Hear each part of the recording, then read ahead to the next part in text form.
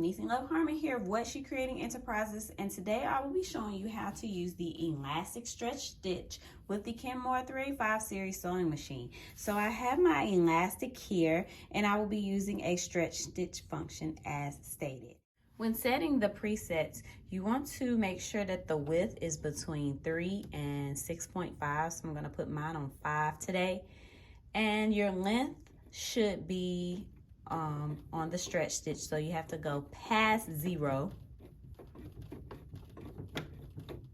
to the SS application, and then we're going to use stitch number 6. So I'll turn this to number 6. All right, you want to make sure that your tension is between 4 and 5 or whatever works for your machine. And I have my piece of elastic here. First thing, let's practice the stitch.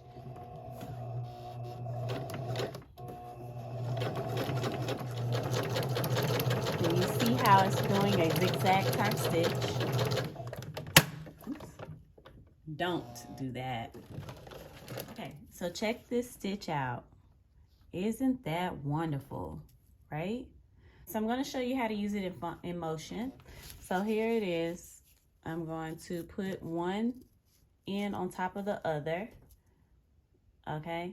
And then I'm going to sew it. I'll do a back stitch.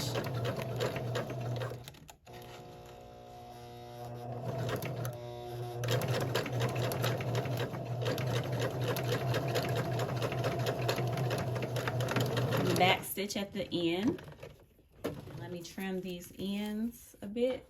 Okay, so there you go.